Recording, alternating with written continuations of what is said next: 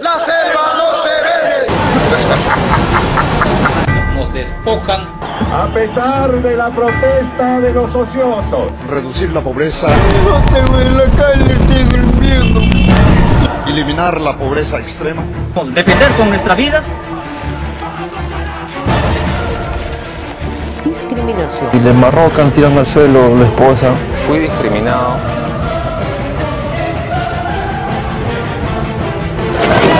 ¿Cómo los policías abusan de los... ¿Cómo los policías abusan? Mira, ve. ¡Ay! ¡Deje, señor! Yo estoy... Oiga, aquí hay un policía que se está poniendo a la prensa a filmar. 11 meses sin cobrar se le hace la peor injusticia. ¿Sabes una? Te pido una limosna, nada más.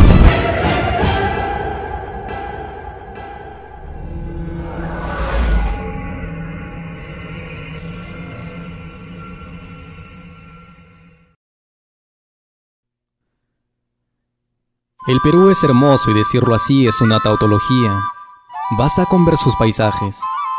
¿Quién se atreve a decir lo contrario? Tenemos a Machu Picchu, Chan Chan, nevados gigantes, valles extensos y vestigios de culturas honorables. Sin embargo, tenemos problemas históricos que nos han perseguido siglos hasta nuestros días. Problema que hemos visto y no hemos dado la cara, que hemos ignorado, que no nos importaron. Así llegamos a ser lo que el Perú es ahora, un cúmulo de contradicciones, protestas y de diferencias. Hasta ahora hay muchos zabalitas preguntándose, ¿en qué momento se jodió el Perú? Por ejemplo, desde tiempos inmemoriales, cuando éramos una pacífica cultura indígena, la cultura incaica tenía formas de repartición equitativas para cada persona, pues contaba con un pedazo de tierra donde cultivar cuando nacía. Con la llegada de los españoles todo esto cambió. La tierra, que había sido sustento y progreso, decayó en actividad insustancial. La nueva cultura se apropió de las riquezas minerales y la fuerza de trabajo. Como explicó Mariátegui en los 7 ensayos de la interpretación de la realidad peruana, los colonizadores se preocuparon casi únicamente de la explotación del oro y la plata peruanos. La cantidad inimaginable de muertes que hubo en la mita, los obrajes y por la sobreexplotación redujo demográficamente la población indígena. Los colonizadores interfirieron en nuestra religión, cultura y costumbres. Hicieron ver al indígena como un individuo inferior y despreciable. La discriminación fue y sigue siendo latente en el Perú. Persiste en la actualidad el prejuicio de que el indio, ignorante y de baja condición socioeconómica, debe ser explotado. La identidad nacional no es reconocida, lo que demuestra que cada individuo se reconoce en su grupo y mira a los demás como forasteros o desconocidos. La suposición de que el problema indígena es un problema étnico se nutre del más envejecido repertorio de ideas imperialistas, afirmó Mariátegui alguna vez sobre la superioridad española. En el periodo de la emancipación, los favorecidos fueron los criollos, quienes aprovecharon las circunstancias para integrarse y luchar por sus intereses. La repartición de la riqueza les favoreció a ellos, mientras la mayoría de peruanos mestizos e indígenas fueron sufriendo las consecuencias negativas.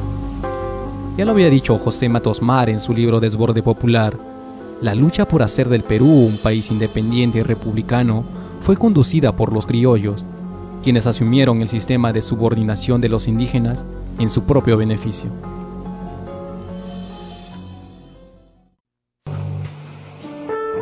Así es como está marcada la diferencia entre ricos y pobres. Los pocos peruanos dueños de tierras e industrias tenían como aliado al Estado peruano. La inserción de capital extranjeros y empréstitos exorbitantes nos hicieron más dependientes de una globalización que empezaba a gestarse y que acaparaba todo. Entonces, los pocos dueños del Perú tenían en sus bolsillos lo que la mayoría de peruanos necesitaba. Las clases bajas sufrían de abastecimiento de servicios básicos y pedían cambios drásticos. Sus reclamos y protestas se cristalizaron en movimientos y partidos políticos para acabar con las enormes brechas que diferenciaban a peruanos.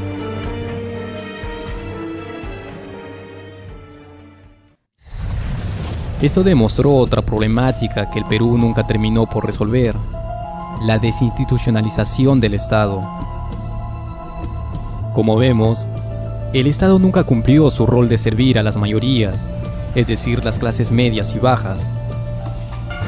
Con problemas de gobernabilidad en gobiernos militares y con los ojos puestos en un pequeño grupo de poderosos, olvidó trabajar por los pobres y hacer valer sus derechos. En el campo social, el avance fue lento y decreciente, al punto de no saber controlar las masas cuando protestaban.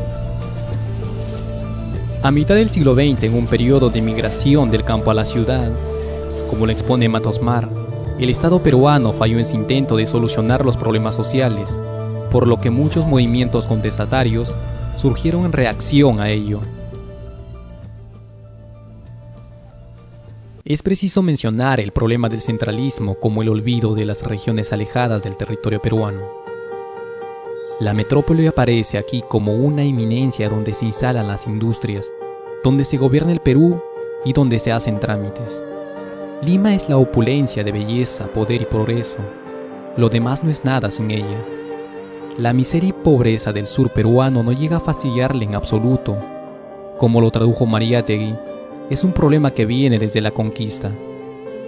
Pero por otra parte, la selva y la sierra no tienen nada que envidiarle a Lima, porque no tienen que convivir a diario con el ruido, el cemento y la contaminación. Finalmente, una de las preocupaciones también de los peruanos es el del trabajo. La globalización nos ha hecho ver un mundo de progreso y cambios, pero no su verdadero rostro, el de la ausencia del trabajo. No es el presente el que atemoriza a las personas, aunque ya se siente llegar su ausencia, sino el futuro. La tecnología amenaza la fuerza de trabajo por su superioridad y rapidez. Desplaza al hombre a una ineptitud que se ve llegar. Como señala Vivian Forrester en su Horror económico, la juventud es la más perjudicada, tramándose a sus espaldas una estrategia invisible y poderosa. Asistimos a una sociedad donde, se quiera o no, el trabajo tiene los días contados y poco lo reconocen ante las miradas desde lo alto de quienes sin misericordias olvidan que todos somos iguales y configuran el mundo a su antojo, sin preocuparse si al día siguiente hay alguien que llega con las manos vacías a su casa, donde los esperan su esposa e hijos.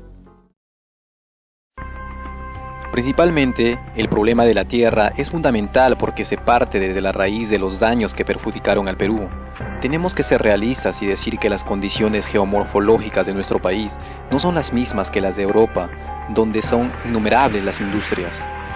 La solución, como dijo Mariátegui, estuvo en la tierra y es la misma a la que el gobierno deja de lado.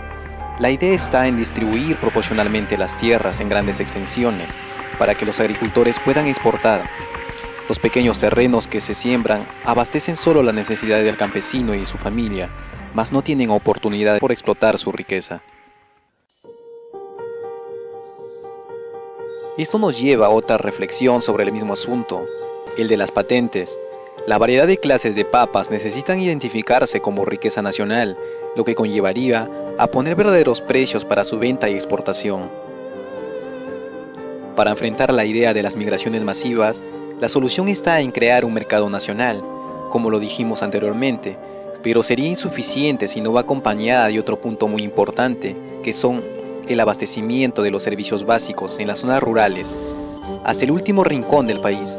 Vemos cómo estudiantes tienen que caminar horas a su escuela, hay enfermos buscando la salud a kilómetros de sus casas, a familia yendo a los ríos a traer baldes con agua y viviendo en las tinieblas en las noches frías.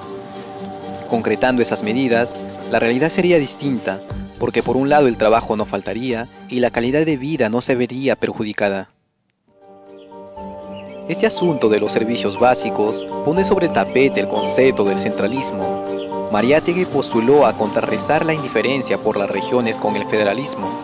De ser implantado, veríamos cómo cada región se gobernaría por decisiones políticas propias y económicamente dependería de su producción. Rehuiríamos hacia la dependencia, que deja para el último la sierra y la selva, y nos embarcaríamos hacia una autonomía que comprende los verdaderos asuntos de interés que debemos tomar en cuenta cada región.